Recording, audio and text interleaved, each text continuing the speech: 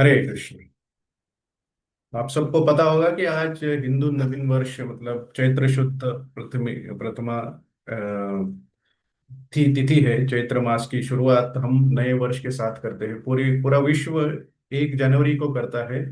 But परंतु हमारा जो कैलेंडर है वो आज के दिन से नई नवीन वर्ष की शुरुआत करता है। तो आज देखेंगे कि हम अपने जो जीवन की आकांक्षाएं हैं, जीवन की जो ध्येय है, वो कैसे एक भगवान कृष्ण के साथ अलाइन करेंगे या उनके साथ कैसे जोड़ेंगे। तो श्लोक के साथ शुरुआत करेंगे और उसके ऊपर हम चर्चा करेंगे। भगवत गीता के 15वें अध्याय में 15वां श्लोक आता है, सर्वस्य चाहम हृदि सन्निविष्टो मत्त स्मृति ज्ञान अपोहनम च वेदैश्च सर्वैरहमेव वेद्यो वेदांत कृत वेद विदेव चाहम। तो यहाँ पे ये श्लोक हमने पहले भी देखा है। यहाँ पे क्या भगवान बता रहे हैं कि जो पर्पज ऑफ ऑल नॉलेज मतलब हर ज्ञान का जो कारण है, मूल अ, ध्येय, मूल उद्देश्य है, वो भगवान को जानना ही है। तो इस हम आज नवीन नवीन वर्ष में सब बहुत सारे हम आकांक्षाएं, हमारी इच्छाएं, हमारे और बहुत सारी चीजें हमें करने की हम प्रयास करते हैं। या एक एक तरह से हम एक न्यू ईयर रेजोल्यूशन हम बोल सकते हैं कि ये हम करना चाहेंगे पूरे साल। बहुत से हम लोग अच्छे स्वास्थ्य के लिए, अच्छे धन के लिए, अच्छे प्रतिष्ठा के लिए, दीर्घायु के लिए, ज्ञान के लिए, खुशी के लिए, हर तरह से हम प्रार्थना करते हैं। तो यहाँ पे ये जो श्लोक है हमें एक दिशा दिखाता है कि हमें क्या करना चाहिए और किस तरफ हमें अपने आप को मोड़ना चाहिए। और ये जो हमारे जो ध्येय या हमारे आकांक्षाएं हैं, वो हम भगवान के पास जाने के लिए कैसे उसको इस्तेमाल कर सकते हैं, उसको कैसा उसका यूज कर सकते हैं, वो हम देखेंगे। अगर हम बाहरी तरफ से या भौतिक तरह से सिर्फ चीजों को अर्जित करेंगे तो उसमें खालीपन रहता है। और वही एक हम आज चर्चा करेंगे कि ये कैसे हम भगवान के साथ जोड़े सब चीज को। तो नवीन वर्ष में हम सब लोग चाहते हैं कि आरोग्य, एक और आरोग्य मतलब जो एक अच्छा आरोग्य होना चाहिए। परंतु अच्छा आरोग्य मतलब क्या है कि जो भौतिक या शारीरिक रूप से तंदुरुस्त हो या बलशाली हो, और मानसिक रूप से भी तंदुरुस्त हो, ये दोनों चीजें, और भावनिक रूप से भी तंदुरुस्त हो। इस तरह से हमारा ये एक हेल्दी या एक आरोग्य हम इस तरह से चाहते हैं। परंतु इस आरोग्य का उपयोग क्या है? तो हमारा मन, बुद्धि, हमारे शब्द, जो हमारी वाचा होती है, कायन वाचा, ये सब भगवान की अगर सेवा में नहीं लगाएंगे, कृष्ण की सेवा में नहीं लगाएंगे, तो वो हमारे लिए एक आशीर्वाद नहीं बन पाता। जब हम भगवान की सेवा में लगाएंगे तभी वो हमारे लिए आशीर्वाद है। तो ये सबसे इम्पोर्टेंट हमें समझना चाहिए।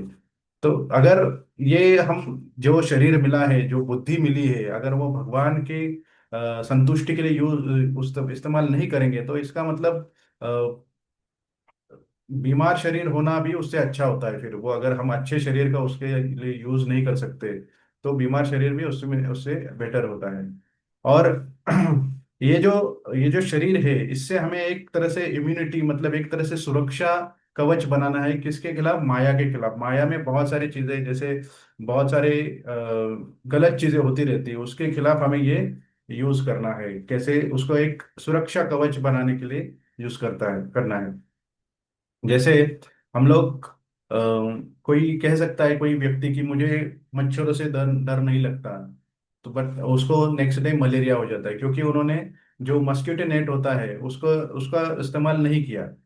तो इसी तरह से माया और ये जो शरीर है, हम अच्छे से प्रोटेक्ट नहीं करेंगे तो हम माया के अंधकार में जा सकते हैं। तो इसलिए आरोग्य का मतलब सिर्फ शारीरिक रूप से फिट नहीं होना, परंतु हमारा आध्यात्मिक शरीर स्वास्थ्य भी, उसमें हमें फिट करना है। सबसे इम्पोर्टेंट यही होता है।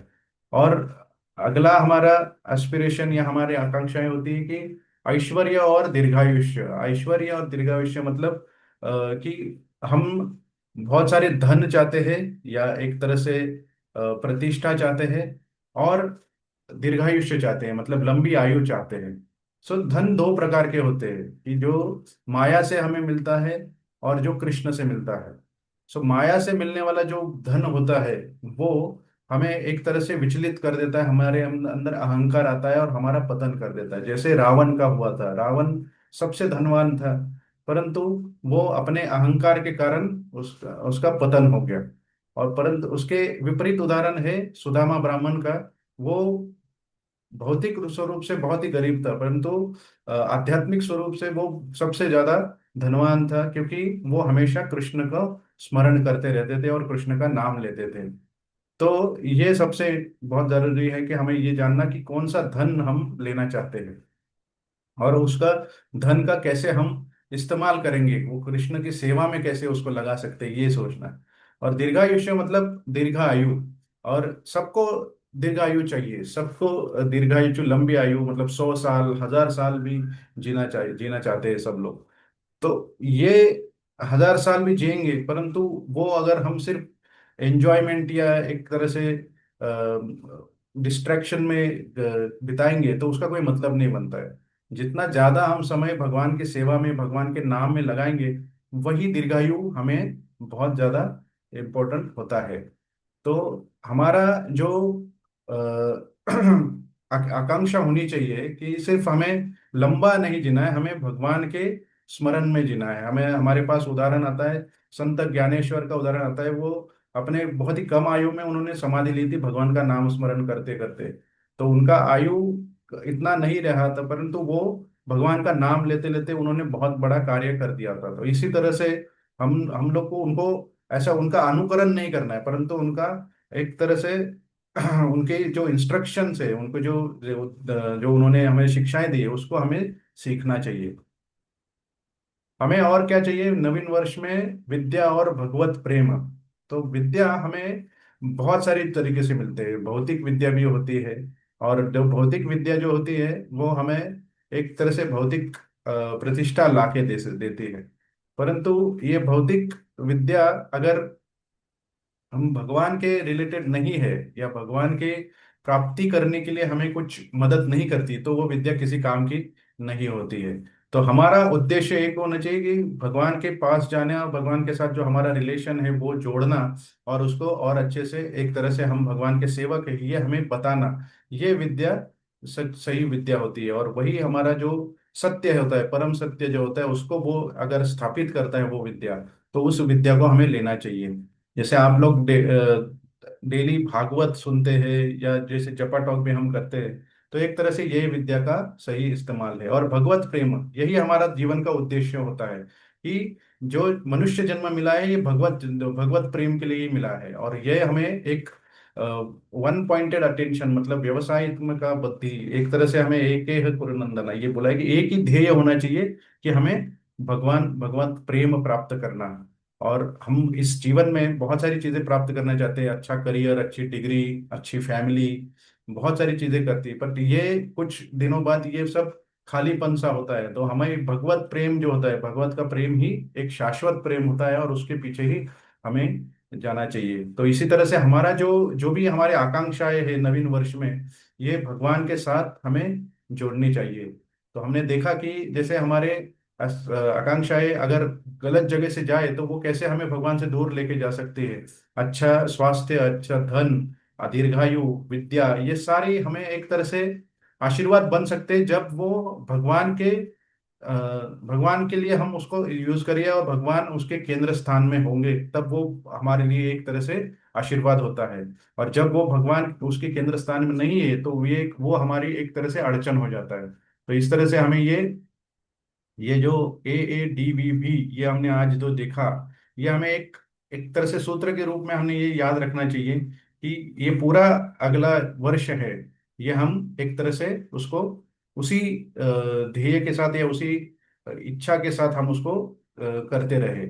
और सबसे इम्पोर्टेंट कि जैसे नए नए वर्ष में ऐसा होता है कि बहुत बार हम, जैसे छोटे थे बचपन में, तो नई पुस्तक या नए नया नई नोटबुक मिलती थी, तो पहले 2 पेज में हम अच्छा लिखते थे, पर बाद में उसको फिर जैसे बहुत ही गलत तरह से यूज कर सकते थे। वैसे नहीं होना चाहिए। तो हर वर्ष में जैसे पहला दिन होता है, वैसे साल का हर वर्ष हो, ये हमारी प्रार्थना होनी चाहिए। और ये हम कैसे प्राप्त कर सकते हैं? ये संकल्प हम लिख सकते हैं अपना। अच्छा, जप करने से हमारे जप अगर हम भगवान को केंद्र, भगवान की प्राप्ति के लिए करेंगे, और ये हम भगवान के साथ जुड़ने के लिए करेंगे, तो ये पूरे सारी चीजें हम भगवान के साथ जोड़ सकते हैं। तो आज का जप हमारा यही होगा कि हम जितनी भी चाह रहे हमारी आकांक्षाएं, इच्छाएं, ये भगवान के साथ जोड़े, और उसी इच्छा के साथ आज का जप करेंगे। तो आप सबसे अनुरोध है कि आप अनम्यूट करके जप शुरू कर सकते हैं। हरे कृष्ण। ठीक है,